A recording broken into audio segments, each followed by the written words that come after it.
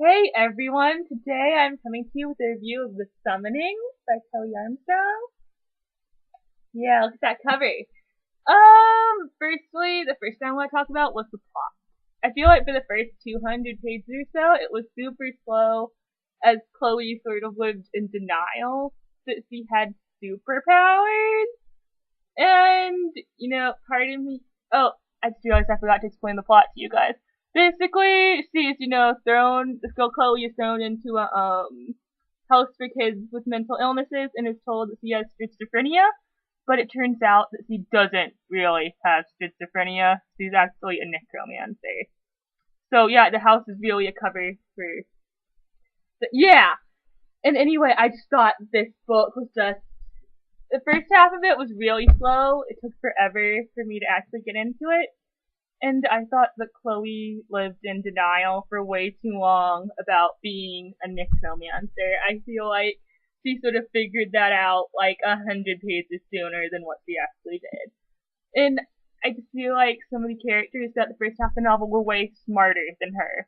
Like Derek actually had to tell her, hey, look this up on the internet. And Ray even told her, hey, Google this thing related to, what's been going on with you. And I just feel like Chloe lived in denial for the first half of the book. And I just wanted to be like, stop being stupid and figure it out. But then in the second half of the book, when she actually did figure out what she was and actually accepted it, that is when I feel like the novel actually got really interesting. It was so suspenseful just to read about them trying to I don't know how much to say without spoilers. But just getting to, all this action-y stuff that was going on as they wondered who they could trust, and they, stumbled upon a mystery and it was just really good and suspenseful. And there was one scene in the book that was really creepy. Possibly the creepiest thing I've ever read. And I don't know, I always used to think that I was a scaredy cat and couldn't handle scary stuff in fiction. But I don't know. I think between this and watching Doctor Who, I have learned that I do like being scared. Because this book just scared me as a reader in another way. I'm going to talk about the characters for a bit. Like I said, Chloe, I can appreciate her as a well-developed and fleshed out character. Because I feel like compared to most characters, she actually has a personality, She's slightly nervous and jumpy, She has hopes and dreams. She wants to, make movies. She misses her mom, who died when she was little. She's a very well developed and fleshed out character. I just found myself getting annoyed with her. Which is, I guess, better than not feeling anything towards her, I guess. There are some characters in this review that I can't talk about due to spoilers, such as Aunt Lauren and Derek. So instead, I'm going to talk about some of the characters that I can give you a spoiler-free opinion on. The first one that I want to talk about would have to be Ray. I really liked her. I felt like she was way smarter than Chloe was. And I found myself wishing at times that she was the heroine and not Chloe, because Chloe was just being an idiot. And Ray could do stuff like pick locks, and she figured out the whole "you're a necromancer, Chloe" thing way sooner than Chloe did. So I really liked her. Let's see. Who else did I really enjoy?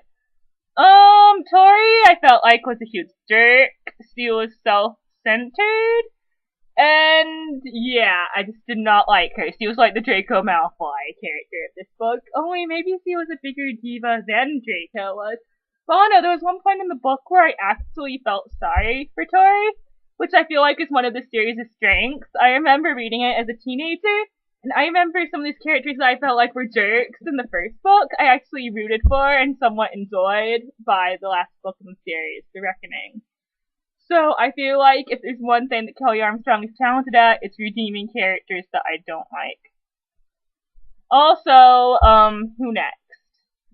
Simon was okay. I didn't love him, and I didn't hate him. I remember reading this book for the first time, and wanting Simon and Chloe to get together, but as I read it the second time, I found my shipping influences from the rest of the series, started stepping in, and I found that I didn't really set Chloe with anyone as I read it for the second time. Simon was just, he was okay. I mean, I didn't love him, but I didn't hate him, so I don't know what was going on there. Why I didn't like him as much the second time around. I don't know. Maybe he'll grow on me in the next book. See, what else do I need to talk about here with this book? That is all I can really think of at the moment. So for right now, I'm just gonna share with you guys what I'm currently reading, which is A Monster Calls by Patrick Ness. I don't know if you can see that or not, but there you go.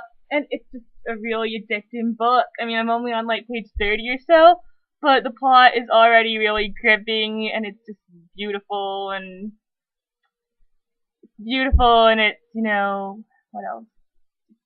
I really like it. It's just tragic, and the writing is lovely, and it feels killing, and I can't wait to review it for you guys later on this week. So, bye!